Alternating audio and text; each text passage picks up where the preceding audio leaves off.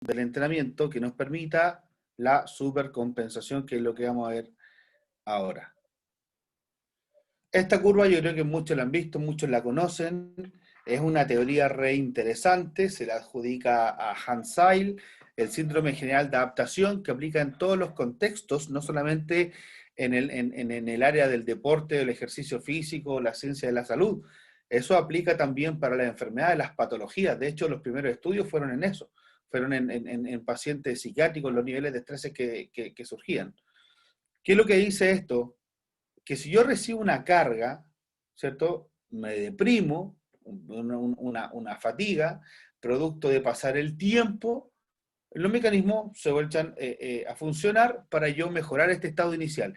Y si se dan cuenta, la línea negra nuevamente transversal está en un punto donde parte la línea izquierda y termina en un punto mucho más arriba. Eso es lo que el cuerpo hace, donde está justo la pelotita verde.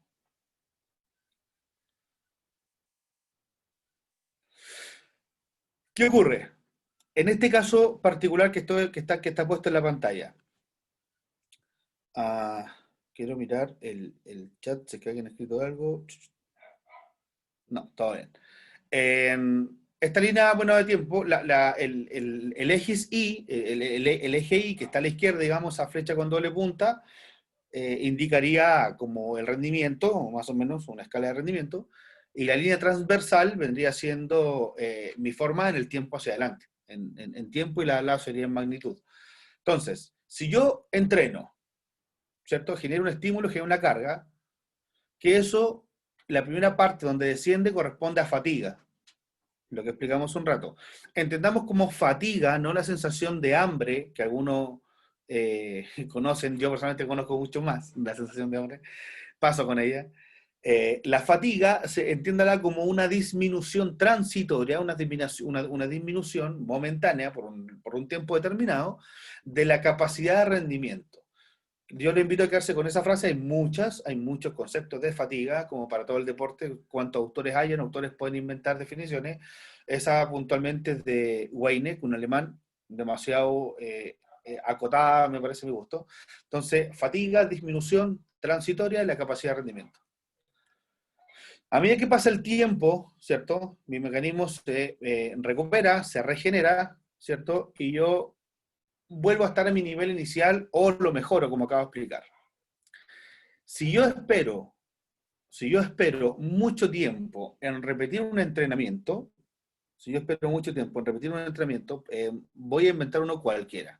Si yo quiero mejorar partidas, hablando de un ejemplo directo en BMX, y yo entreno partidas una vez al mes, una vez cada 2 meses, ese estímulo va a ser exactamente igual que el que está ahí.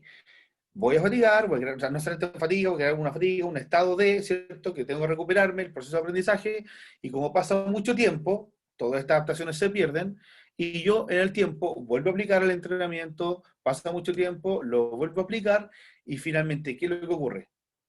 No ocurre nada. Mi rendimiento, que está representado en este caso, como lo expliqué al principio, por la línea transversal de la línea, no pasa nada. Sigo igual, no mejoro nada. Nadie va a mejorar partidas, se hace 5 partidas cada 2 meses. Entonces nos mantenemos en el tiempo, no vamos mejorando. Y eso está feo, ¿no? No mejorar es raro, es como extraño, ¿eh? Mr. Bean está ahí como que no entiende mucho por qué no estamos mejorando si estamos entrenando. Ahora la cosa se pone un poquito peor. ¿Qué ocurre? Lo mismo, mismos ejes, mismos representan.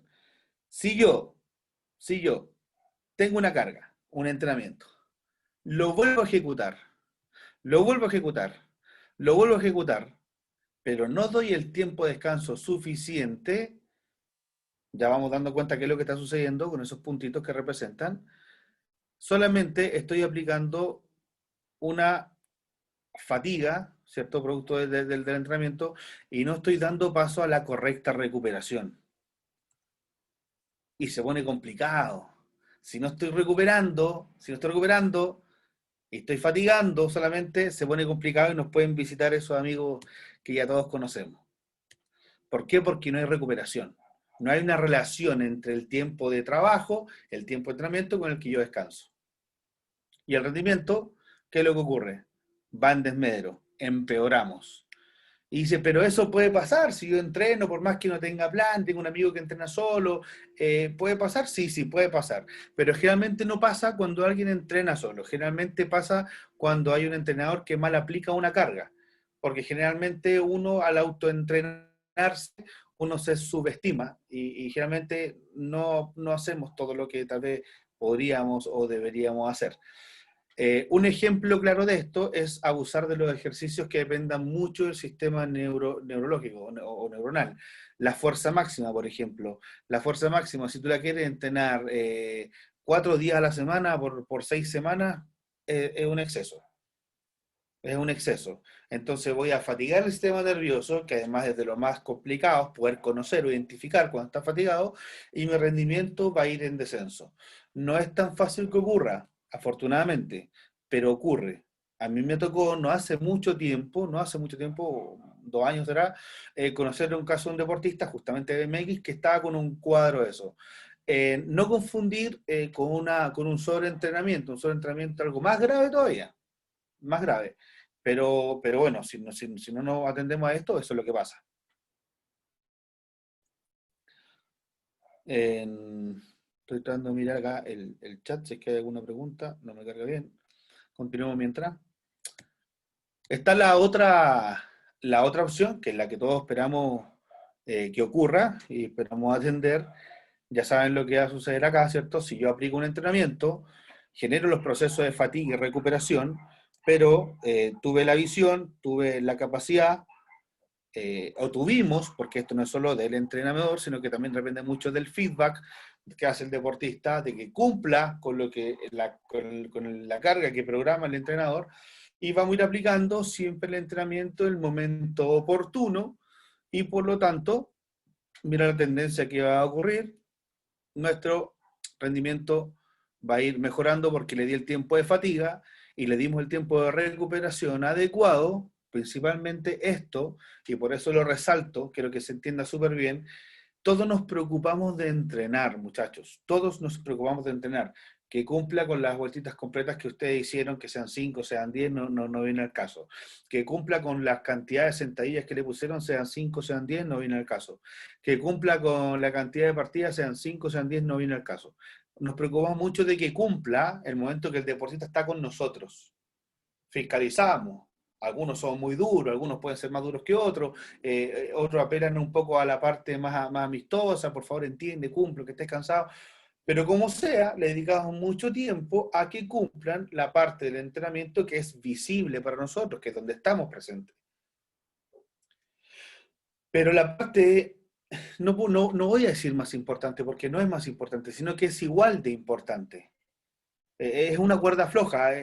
Yo si me voy para un lado me caigo, si me voy para el otro también me caigo. Es igual de importante la recuperación. Y eso responde a uno de los principios del entrenamiento, que es el principio de relación.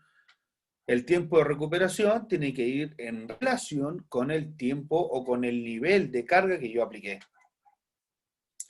¿Qué ocurre? Vuelvo a recalcar, ¿dónde hay que centrar mucho en mucha educación al deportista, mucha higiene al deportista, en que tenga un autocuidado de sí mismo el tiempo que no está con nosotros? Me imagino que la mayoría que está conectado vio ayer la charla de Flavio, magistral por supuesto, fiel a su estilo, Flavio un capo, habló de eso, que el deportista tiene que cuidarse, tiene que estar bueno de salud, tiene que estar bien. Eso mismo tenemos que preocuparnos nosotros, que duerma las horas que tiene que dormir. Entrenamos las 2, 3, 4, 6 horas que estamos al día, pero el resto, las 18 horas, no está con nosotros. Él se puede decir que se durmió a las 9, pero tal vez se quedó hasta las 2 de la mañana chateando con su novia, viendo Netflix, no sabemos. Entonces, esa parte es central y puede perjudicarnos a nosotros como profesionales, siendo que el deportista tal vez no controló eso. Ah, alguien me puede decir, sí, pero un deportista que hace eso no es profesional. No importa. No todos tienen la suerte de entrenar solo profesionales. La mayor parte, el grueso del BMX, el universo mayor del BMX, son deportistas a nivel formativo competitivo, no solamente profesionales. Y el rendimiento, y a nosotros nos juzgan y nos van a criticar por los resultados igual, desde el club hasta el que llegó a los Juegos Olímpicos. Voy a leer una preguntita. Dice,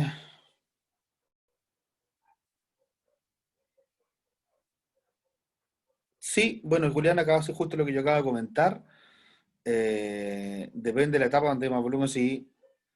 La recuperación implica dejar de entrenar, no necesariamente, no necesariamente, hay ambos tipos. Si lo miramos incluso en planificación a modo macro, existe el periodo transitorio, que es una disminución importante de la carga. El transitorio activo, sigo entrenando con muy bajo carga, muy bajo volumen, principalmente y intensidad. Y el transitorio pasivo es cuando el deportista se va de vacaciones. Se va de vacaciones y ahí muchos hacen de hartas locuras por ahí. Generalmente las noticias nos muestran lo que hacen los futbolistas cuando están de vacaciones y los vemos ahí haciendo sus locuras. Eso pasa. Hay un periodo, no es que se le permita hacer eso, digamos, no creo que un entrenador le diga si anda a tomar, pero sí existe. O sea, el tiempo tiene su vida, un lapso en que él deja de entrenar. Si lo llevamos dentro de la planificación del microciclo de la semana, sí, correcto, hay momentos en que no se entrena y eso es importante mantenerlo para la recuperación. Um, el sobreentrenamiento, voy respondiendo esto porque me parece que va muy de la mano, para que al final hagan preguntas quizá un poco más de otra cosa. El sobreentrenamiento está cuestionado su existencia. El sobreentrenamiento, de hecho yo en toda mi vida nunca he visto a alguien con sobreentrenamiento, porque el sobreentrenamiento, si alguien toma un libro de Platonov o de literatura donde se postula esta teoría, tiene que cumplir con ciertos rasgos de conducta fisiológicos y trastornos finalmente que yo nunca lo he visto. Me imagino y asumo porque estas teorías de sobreentrenamiento vienen dadas por una corriente soviética. ¿Qué pasó ahí? No sé qué pasó. ¿Alguien sabe por qué apareció una raya en mi computador? No sé qué pasó. Eso no está.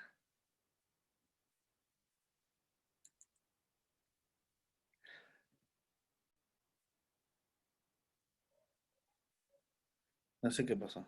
Bueno, no he visto nunca a nadie con sobreentrenamiento. Tiene que cumplir con trastornos del sueño, con trastornos de cambio de personalidad, dilatación de pupila.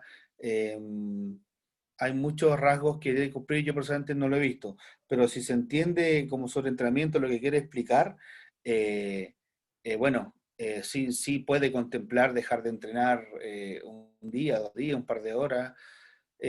Por lo general, deportista de alto nivel no deja de entrenar tan seguido. Puede dejar de entrenar una sesión, pero el día completo sin entrenar no es tan habitual. Generalmente esa sesión la ocupa ese día para entrenar una sesión de recovery, una sesión de recuperación, donde hay estiramiento, donde hay masaje, donde hay,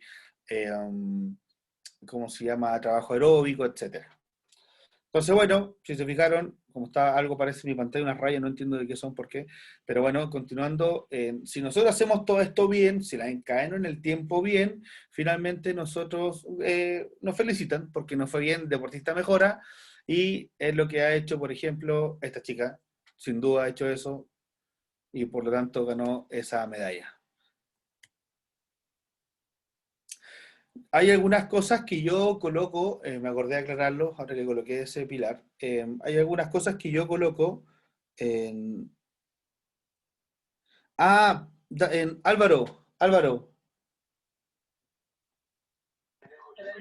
Dime, Coto.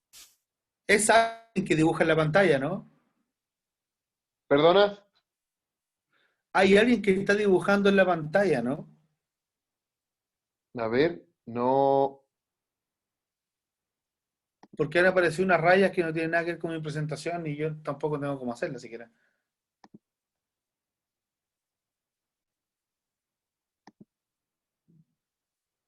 No, ahí tienes. Ajá, Mira,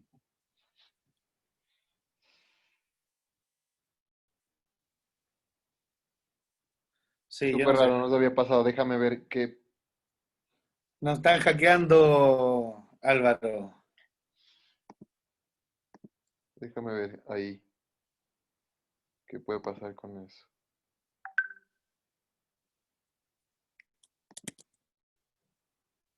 Sí, porque está ahí. A ver. Dame un segundo. Déjale de compartir tu página un momento.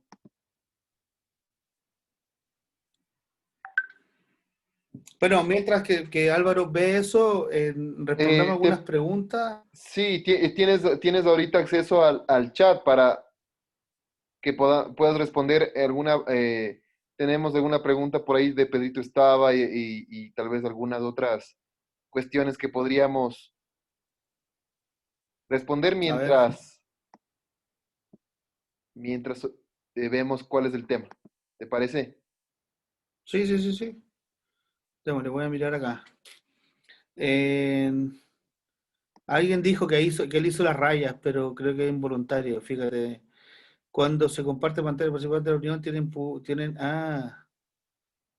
dicen que los participantes pueden dibujar, dice Camilo Mueces.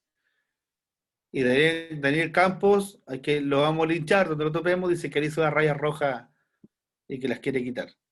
¿Alguna pregunta por ahí? No veo, no veo, no veo. Mira, está. Dicen que se habilite la opción de lápiz. Sí, déjame ver. Aquí una pregunta interesante, la va a responder de Mauricio Escalante. Coto, saludos. ¿Para la etapa de competencia tiene que estar 100% descansado o puede haber sesiones los días previos trabajando a la competencia? Entiendo que dice. No confundir que la recuperación es con no entrenar. No confundamos eso. El deportista, el periodo competitivo, el periodo finalmente de realización, el modelo ATR, como quieran, en cualquier modelo, o el concepto de tapering, la puesta a punto, se entrena muy duro, muy cercano a la competencia, se entrena muy intenso. Pero ojo con esto, se entrena con mucha intensidad, pero con el bajo volumen.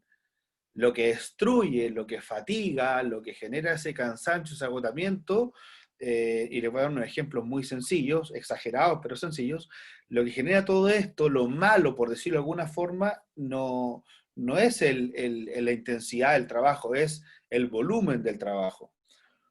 Si yo hago un sprint de 2 rectas al 100%, un día jueves y yo compito un viernes, o un día sábado y yo compito el domingo, un sprint, 2 rectas, o 2 sprints de 2 rectas, con 8 minutos de descanso entre cada uno, ¿eso me va a fatigar algo? Para nada, para la carrera hablando. Pero lo hice al 100% de intensidad.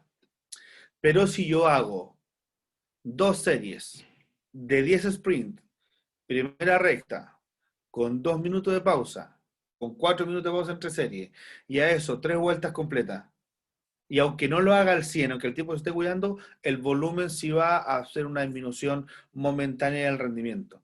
Entonces, a responder la pregunta más a secas, efectivamente el deportista tiene que estar descansado, pero descanso para el deportista no implica no entrenar. No es así de, de explícito, digamos. No es que descanso significa no entrenar. ¿Ya puedo compartir, Álvaro?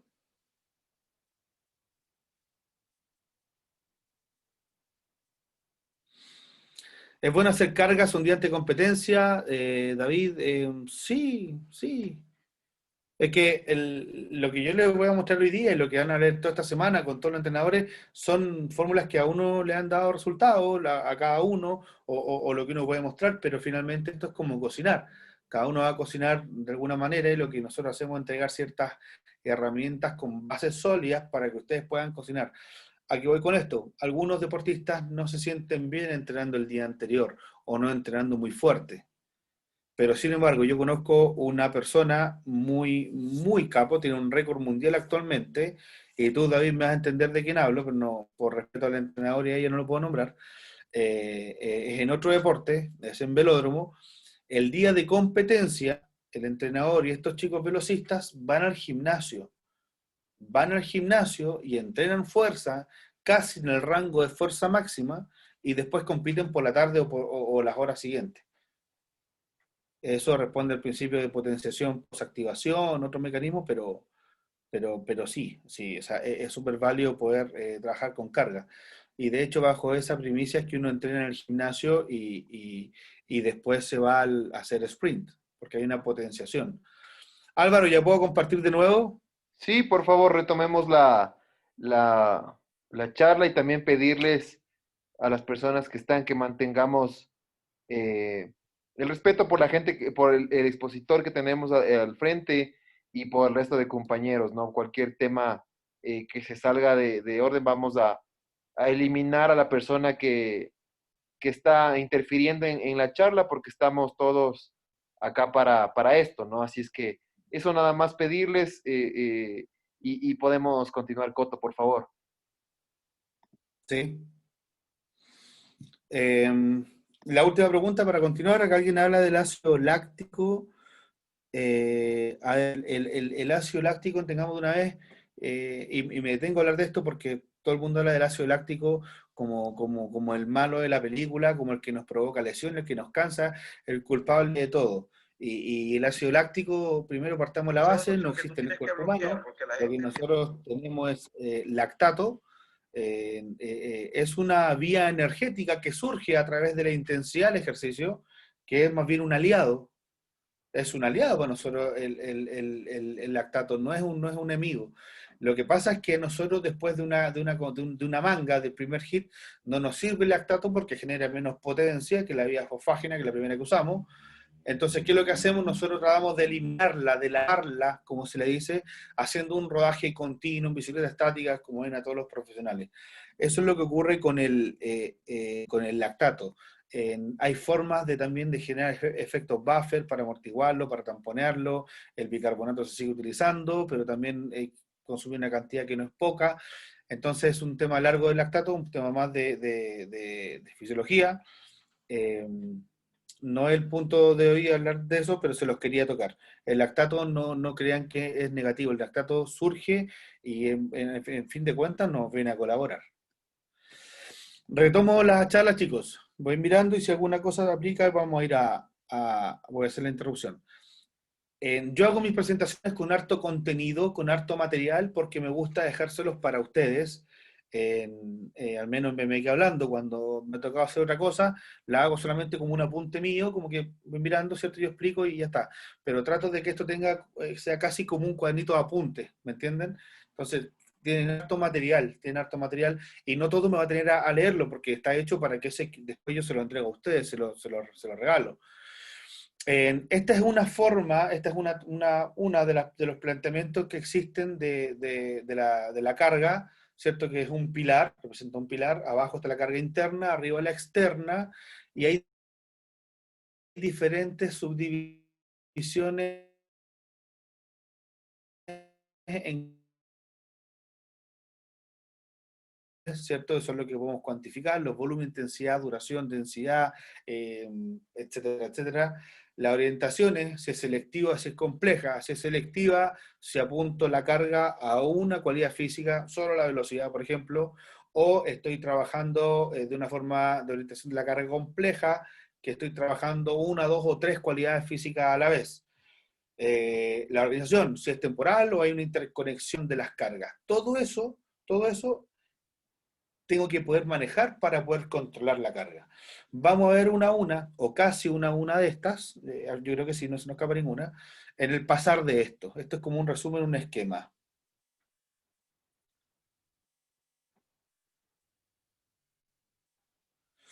Mientras estoy avanzando acá, sí, correcto, lo que dice Leo ahí en el chat, todo es relativo, no hay ningún plan perfecto. Si yo aplico el plan de Connor Field, se lo aplico a otro deporte que yo tengo, no va a ser campeón olímpico, por supuesto que no.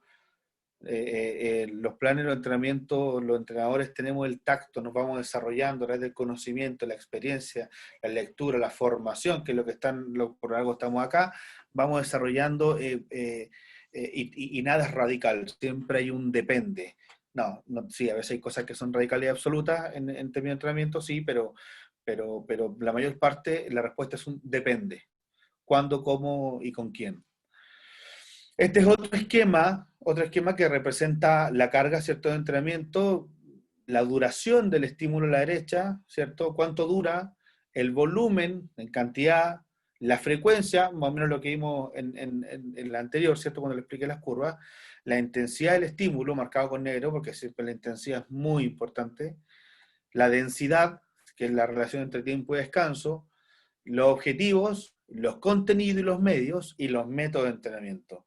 Y la coloqué a pesar que es como un resumen parecido al anterior, pero acá hay algo re importante, porque en la parte superior, donde está carga, fíjense arriba, donde están esos tres, habla del objetivo del entrenamiento. Objetivo, si yo quiero mejorar, voy a inventar, la fuerza. El contenido del entrenamiento es el plan mismo, ¿cierto? Y los medios de entrenamiento que yo cuento también influyen en la carga. Si yo estoy entrenando en ese momento en un gimnasio con 40 grados porque se echó a perder el aire acondicionado, esa carga va a ser mayor a la que yo planifiqué o tenía presupuestada. ¿Se entiende? Si estoy ocupando los medios de entrenamiento, me toca hacer con 100 kilos 8, pero no hay de 100 kilos, se rompieron, no están, el gimnasio no está bien equipado y tiene solo de 110, eso afecta la carga de alguna forma. Yo puedo manejar, quitar serie, pero la carga ya no es la misma, o sea, tiene un componente que afecta. Cuando digo afectar no me refiero a malo o bueno, digo que incide finalmente. Y los métodos de entrenamiento lógicos son súper importantes. Si yo utilizo un modo intensivo, o sea, un método intensivo, no es lo mismo que yo aplique un método extensivo. Si yo quiero trabajar la capacidad de repetir sprint y yo le hago solamente sprint por serie estándar, 10 sprint a primera recta, con partidor, con 6 minutos de descanso entre cada uno para que todos salgan bien, es una forma válida. Pero si yo hago en grupo de 3 sprints cada 2 minutos, luego alcanzamos 10, 3, 3 más. Esa forma en que yo lo conjugue como haga el método, lógicamente también va a tener una incidencia en la carga.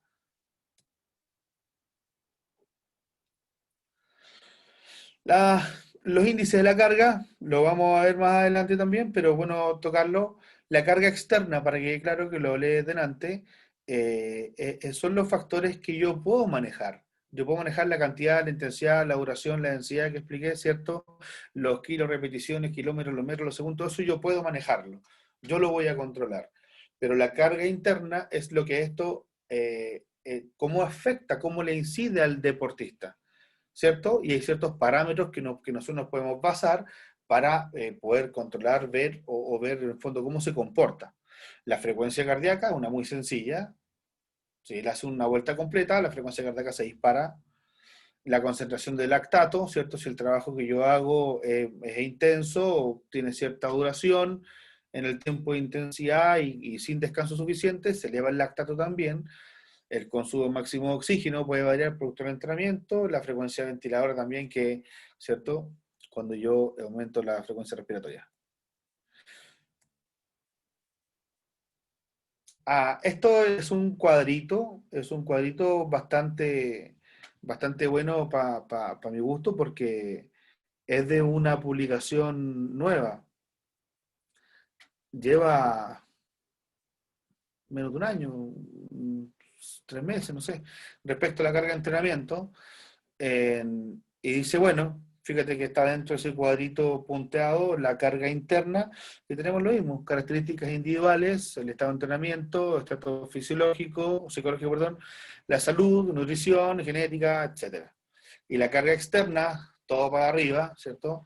La organización, la calidad, la cantidad de los ejercicios, los objetivos determinantes y la performance deportiva. La coloqué porque, mira, las que yo le mostré a un principio llevan por ahí 30 años que están en, el, la literatura, en la bibliografía especializada del entrenamiento. Y esto está nuevo y es lo mismo de otra forma. Hay cosas que no necesariamente tienen que ser tan nuevas para que valgan, y en algunos casos otras que sí. Esto es contenido, no me va a tener ahí porque ya se lo expliqué, lo que era la carga interna y externa. Acá hay en esas dos columnas en inglés, ¿cierto? Habla de lo mismo, VO max, heart rate, el blue lactate, el lactato.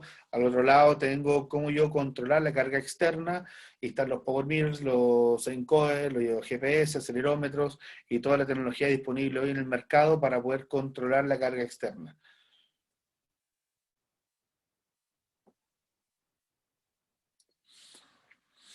Acá yo lo que hice es para que empecemos ya a entrar un poquito más en la carga, ya deberíamos entender lo que es la carga más o menos, ¿cierto? Entonces ahora empecemos a manejar, metámosle un poco de mano, metámosle un poco de mano. Lo que les voy a pedir ahora, antes de continuar, porque me había olvidado, les quiero pedir que, y vamos a hacer una participación dinámica entre usted y yo, porque yo tengo el chat acá, lo tengo en mi teléfono. Entonces, yo más adelante le voy a hacer unas preguntas, no importa que se equivoque, no es nada difícil, sino que para que vamos aplicando algunas cosas al tiro. Esto es un curso, no es una charla, no es un monólogo, sino para eso nos grabamos, les mandamos un video y no. A mí me gusta interactuar con ustedes. Vamos a pasar unas cosas y tengan un cuaderno y un lápiz a mano y su calculadora, su teléfono. Sacamos unos cálculos de algunas cosas que vamos a ir aprendiendo acá, bastante sencilla, pero hagámoslo, interactuemos un poco. Bueno, estos son algunos de los componentes de la carga, ¿cierto? De los más comunes y que nosotros podemos manejar. Partamos por conocer un poco, manoseémoslos. ¿Qué es lo que es las series? Las series son formas de agrupar las repeticiones, ¿cierto? Las repeticiones, ahí está el ejemplo, 2 series de 5, 4 series de 8 repeticiones, 6 series de 4 repeticiones. ¿Cierto? Es la forma en que yo tengo de agrupar. Yo puedo manejar eso a diestra y siniestra y hay mil, y si no millones de formas de hacerlo también. Las repeticiones. Oh, me equivoqué. Está en automático esto. Ajá, ahora sí. La repetición corresponde a cada ejecución, ¿cierto? A cada movimiento del ejercicio o del patrón de movimiento que yo estoy realizando. Eh, si hago una partida, eso es una repetición. Si hago una sentadilla, es una repetición. La forma individual de cada ejercicio, de cada técnica, de cada patrón de movimiento. Que yo la puedo agrupar, como dije anteriormente, por series. La intensidad o el peso. En algunas cosas la intensidad puede estar expresada en términos absolutos, que es por porcentaje, y cuando es en peso puede estar expresada por libras, por kilos, por onzas, lo que sea que se maneje en algún lugar del mundo. Nosotros mayormente kilos y libras, ¿cierto? Eh, sí, ya lo acabo de explicar. La velocidad de ejecución, que está tan en boga, tan de moda hoy en día, producto de lo que se viene diciendo en verdad ya hace varios años, pero Vadillo y su grupo de estudio españoles muy capos y otros más también, han logrado dar un empuje muy alto, sobre todo en el trabajo de gimnasio, a la velocidad de ejecución, una importancia tremenda. Vamos a hablar un poquito de eso hoy día, yo lo trabajo mucho, hace ya 5 años que trabajo menos con eso, que son los encoders, la velocidad, las potencias y todo ese tema, eh, pero muy poco, eso lo vamos a abordar un poco más en el segundo ciclo de este curso. Y corresponde a la velocidad con la que se realiza un determinado ejercicio. No es lo mismo hacer un press de banca a esta velocidad, porque yo tengo que subir los 40 kilos de empujo y listo, o que yo intencional y voluntariamente, yo empuje, ¡pum!, esos 100 kilos a la máxima. No es lo mismo desde el punto de vista fisiológico, por la velocidad o tiempo que tengo para reclutar las fibras. No es lo mismo en el sentido evolutivo. Yo no puedo empujar algo explosivo fuerte si no estoy con las ganas, con la real intención de hacerlo.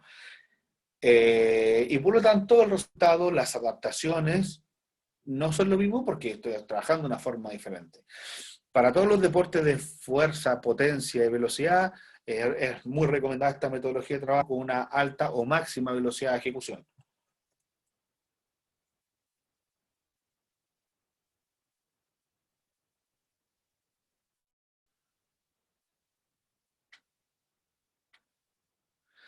La, la interrelación entre los ejercicios, la que estaba ahí.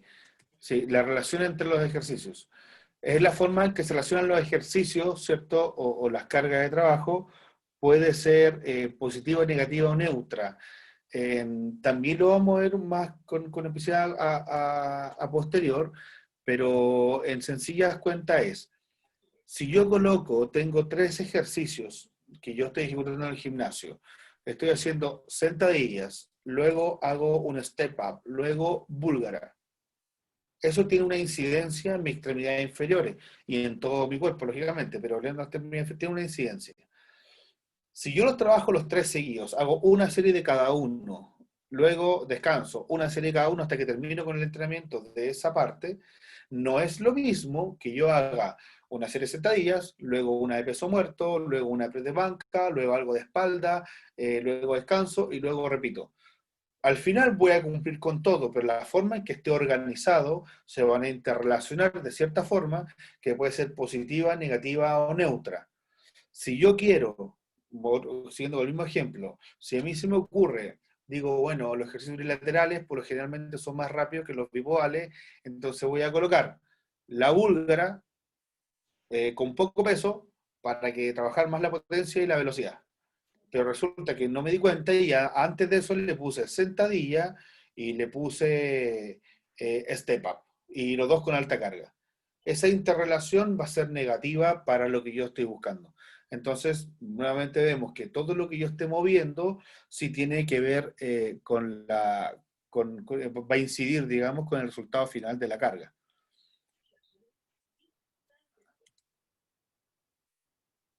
La pausa entre series. La pausa entre series viene dado en un ratio, una relación, ¿cierto?, de trabajo-descanso.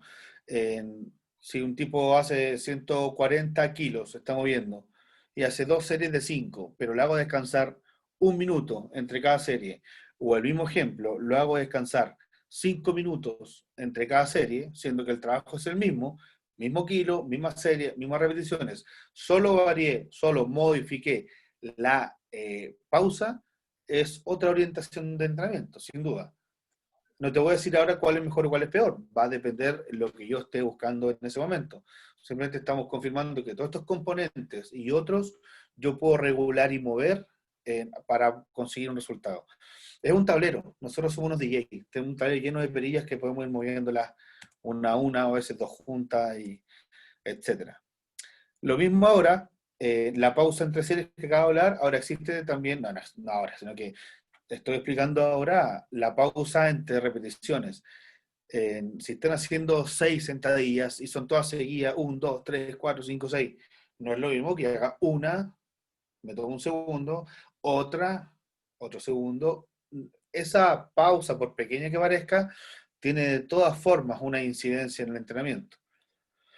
Producto de lo mismo, para mantener altos niveles de potencia y velocidad, se ocupan series clúster, que es como el ejemplo que está puesto ahí. Si yo en ambos casos, arriba y abajo, tengo mismo peso, 140 kilos, 2 de 8. Abajo realizo 8 repeticiones, como la mayoría lo conoce, sin parar, y en la otra hago 4, descanso 30 segunditos nada más, y hago otras 4. El nivel de potencia en las primeras 4, muy probablemente las voy a replicar también por las segundas 4. A diferencia que en la serie que está abajo, la de 2.8 continuas, voy a ir con la potencia y la velocidad, va a ir decreciendo un poco. Vuelvo a decir, ¿cuál es mejor que la otra? Va a depender del objetivo que yo esté buscando. Si quiero máxima potencia y velocidad, viene muy bien lo de arriba. Si estoy en una parte más lejos de la preparación, necesito generar un poco de fatiga, quiero hacer eso, viene excelente lo otro. Y 8 y 12 también. Bueno, ¿alguna duda con eso ahí? Aparte de Jonathan Cando, cree que estamos contando chistes acá en el chat, pero el chat es para que lo ocupen. Yo uso el chat abierto para que estemos ahí conversando. No es un canal de comunicación para ustedes, para que estén conversando, para que se pongan ahí al día con los que no se han visto, ni estar haciendo bromas, muchachos. Con el mejor cariño y respeto y buena onda se lo digo, pero no estamos en el chat para contar chistes. Vamos ahora a entrar de lleno y acá les pido máxima atención. Nos podemos detener, si alguien lo necesita, yo estoy pendiente acá al chat también. Vamos a desglosar los componentes de la carga, pero los vamos a aprender a cuantificar. Ahora vamos a usar lo que yo les pedí hace un ratito, necesito que estén con su cuaderno, y algunos vamos a hacer un ejercicio, son bien sencillos, no se asusten, vamos aplicando. ¿Qué pasa si un día se sobreentrena? ¿Se descansa? Nada más. Nada más, hay que tener una relación. Hay que ver cuánto es sobreentrenarse. A qué se le llama? Si entrenó más de la cuenta porque fuiste al supermercado y dejaste a tu hijo y él hizo más de lo que tenía que hacer. Sí, al día siguiente quitamos un poco. No, no pasa, no es tan complicado. O sea, hay harto de sentido común también que nosotros podemos ir aplicando. Tenemos que crear ese ojo crítico y desarrollando eso. Porque para responderte más acabadamente, por si no cumplo con tu expectativa de la respuesta, tendría que decirte sí, qué se sobreentrenó, qué edad tiene, qué sexo, cuánto tiempo de experiencia, en pista, en gimnasio, en sprint, en una cualidad aeróbica, anaeróbica, o sea, tenía que saber muchos factores para poder responderte un poquito más acotadamente. Pero si se excedieron un poco, descansar al día siguiente, ¿no? Es así. Volumen. El volumen, ¿cierto? Viene dado por las repeticiones totales que nosotros hacemos en el entrenamiento. Todo lo que yo voy a hablar desde ahora en adelante lo estoy abordando en orientación al trabajo de fuerza. Porque es más fácil explicarlo nomás, porque si no hay que calcular los metros y algunos dicen, pero es que no tengo tantos metros, en la pista los metros no son lineales porque hay que cortar los saltos, entonces, bueno, si hablamos de volumen, si te digo kilos, le pones metros si quieres en un momento llevarlo a un sprint, pero por ejemplo, mi manejo es más fácil explicándolo acá con esto de la fuerza y para los cálculos que vamos a hacer también viene mejor.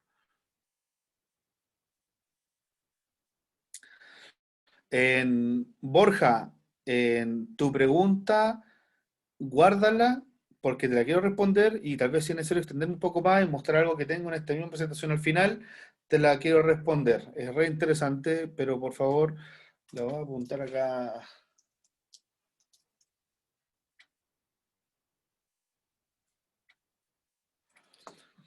Bueno, el volumen es el total de las repeticiones que realizamos en un entrenamiento.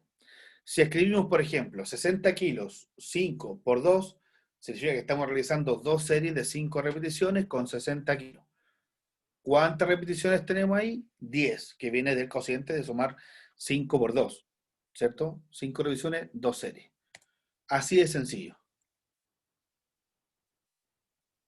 Hagamos esto, hagamos esto. Vamos haciéndolo porque le voy le voy a preguntar, que necesito que participemos.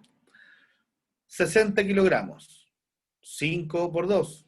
Y luego hacemos 70 kilogramos, 4 por 3. O sea, 4 repeticiones, 3 series.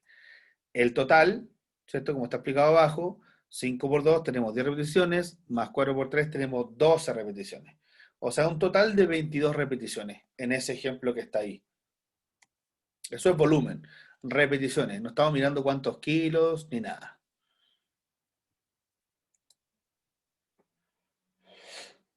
Ahora, con el volumen, ¿cierto? Que es el total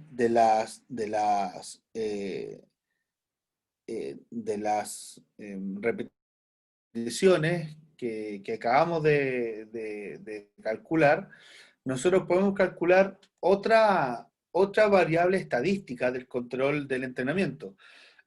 Repito, si ayer todos escucharon a Flavio, él cerca de su final decía, tenemos que manejar estadísticamente el control, tenemos que controlar muchas cosas. Bueno, justamente y afortunadamente bien, me tocó después de él y vengo a darles esa información para que estén atentos y la vamos avanzando juntos. ¿Qué pasó con mi internet? El tonelaje es la suma total de los kilos o libras que se levantaron, que se movilizaron durante el entrenamiento. El mismo ejemplo, si yo ya sé que mi volumen, que lo saqué anteriormente, eran 10 y yo trabajé con 60 kilos, o sea, 60 kilos, 5 por 2, me suma 600 kilos. Eso fue la cantidad de tonelaje que yo movilicé o que realicé en ese entrenamiento. ¿Se escucha? Estoy conectado porque mi teléfono se desconectó. Necesito que confírmeme alguien si estamos conectados o no. Sí, Coto, sí, estamos recibiendo audio Ya, e imagen también. El momento que quieras perfecto. tener la participación de la gente contigo, Coto, nada más que me indiques para habilitar micrófono o como tú necesites, amigo. Ok, ok. Sí, se me conectó acá del chat que estaba mirando para estar atento ahí, pero esperemos que se reconecte de nuevo. Bueno, seguimos con el tonelaje. Pasamos por el volumen, vamos al tonelaje, ¿cierto? Tengo 60 kilos, 5 por 2, sabemos que son 60 kilos, 600 kilos. Y también si tengo 70 kilos, 4 por 3, esos son 840 kilos. El tonelaje final en ese día de entrenamiento son 1440 kilos. Estos números que parecen grandes, que parecen abultados, que parecen, wow, casi una tonelada y media, es súper normal que lo ejecuten. De hecho es poco, eso es poco, pero suena grande. ¿Quién mueve 60 kilos 10 veces y quién mueve 70 kilos 12 veces y en serie de 3? O sea, es un reto súper sencillo. Para cualquier BMX de junior para arriba, eso es un reto más bien bajo, bajito. Miren acá, este es un ejemplo de lo que estamos haciendo recién. Si tengo 95 kilos y hago 5 repeticiones, 110, 5 repeticiones, 125, 3 repeticiones, 135, 2 veces 2 repeticiones o 2 series de 2, que son 4. Abajo, en la franja intermedia, donde dice cálculos, ahí tenemos la multiplicación que se realiza y el resultado abajo, en forma de columna, está el resultado de cada serie con cada peso.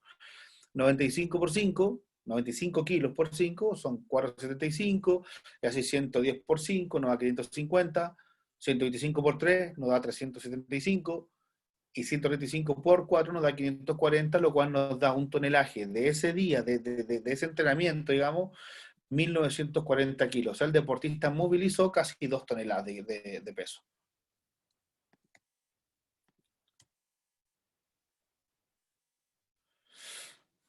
Yo recién le dije que eh, hacer un poco, o sea, esa cifra, esa cantidad de 2 toneladas era poco.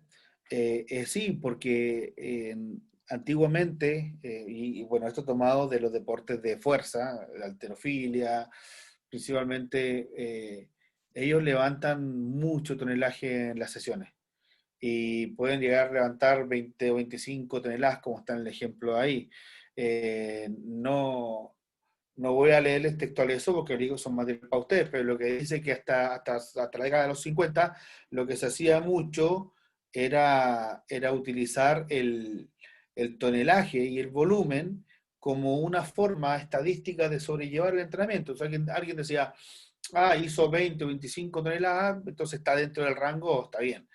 Entonces resulta que eso no basta, no es suficiente y hoy en día la práctica casi no sirve tener ese dato, al menos por sí solo.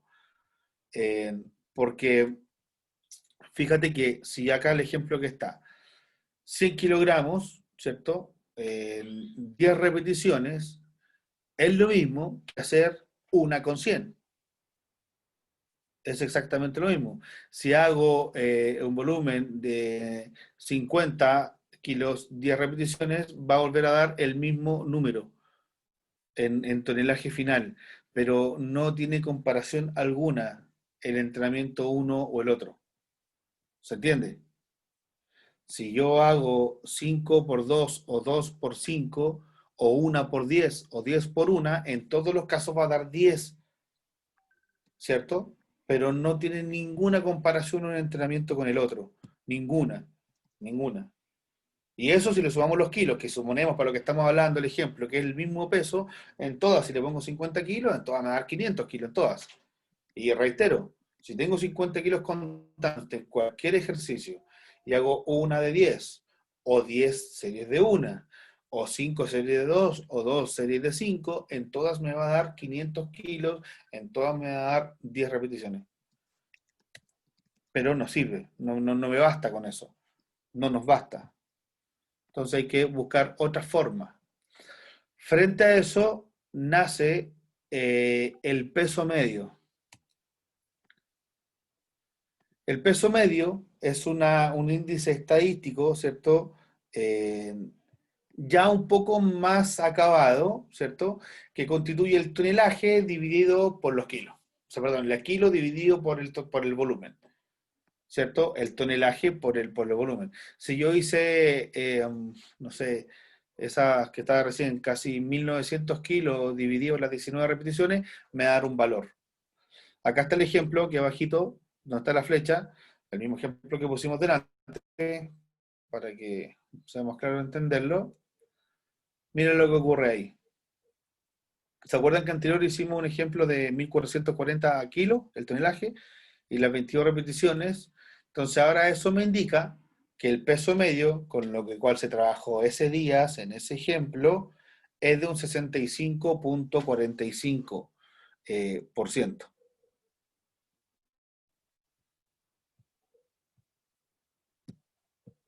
Quiero entrar al chat por si alguien está ahí preguntando. ¿Se entiende hasta acá eso, chicos?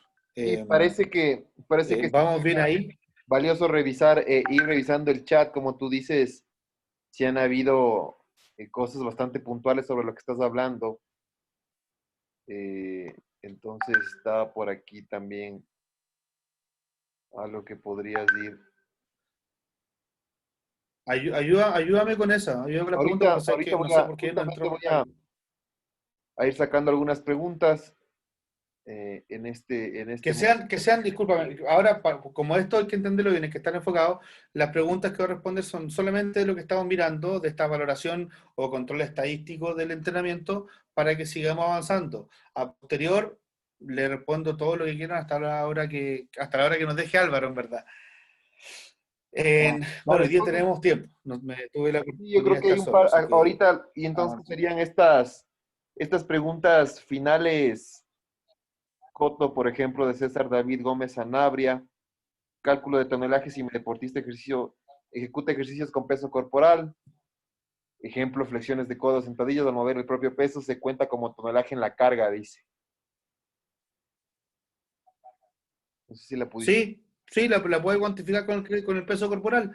Cuando son ejercicios de tren superior, se considera, o sea, como las flexiones de brazos, eh, se puede considerar el 50% del peso corporal. La de tren inferior se considera el 100% del peso corporal que se desplaza. Si ya es un ejercicio muy particular, como un sentado, un press de hombro, ya hay que adjudicarle un porcentaje, no sé, será un 20%, no más que eso del peso corporal.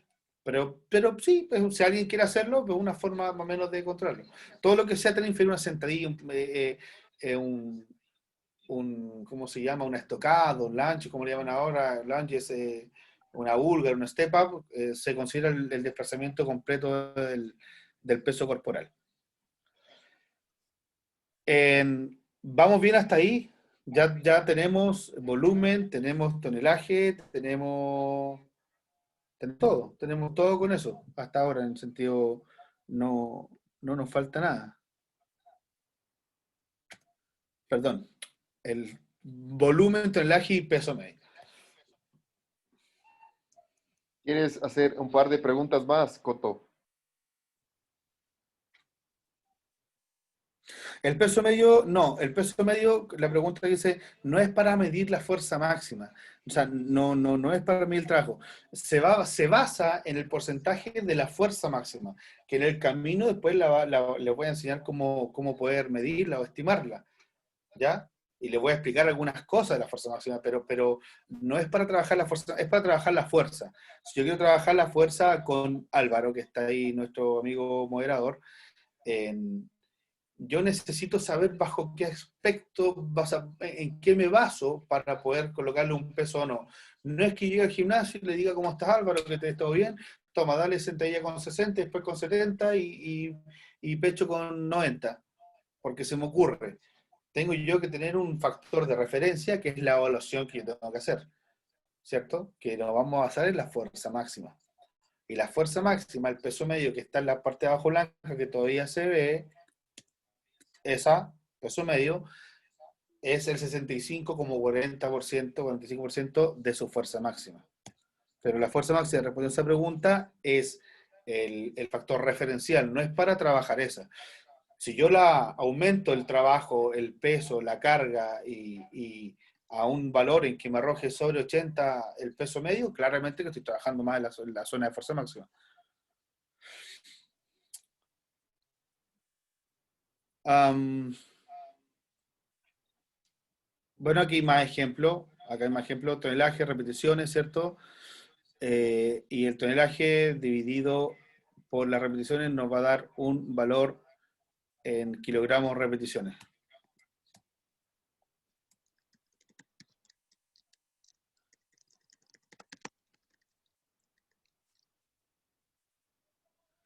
¿Cómo saber si la carga aplicada es óptima o efectiva? Yo creo que esa pregunta los entrenadores no la hemos podido saber responder nunca. Hay unas formas hoy en día que es por medio del control de la carga con equipamiento de tecnología, los encoders, que por ahí los que a algunos les gusta o han visto en mi Instagram o algo, esa máquina que te arroja con una barra la velocidad, el desplazamiento, el rango, la potencia media, máxima y todo eso de las ejecuciones.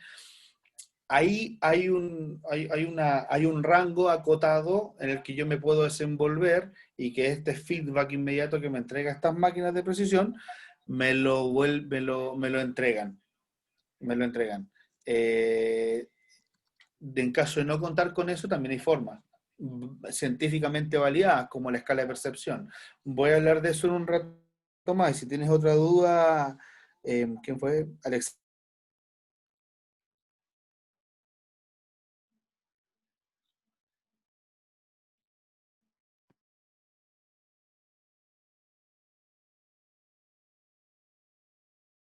Banca, lo que ustedes quieran, peso muerto. Son diferentes, ¿cierto? Pero en el ejemplo anterior,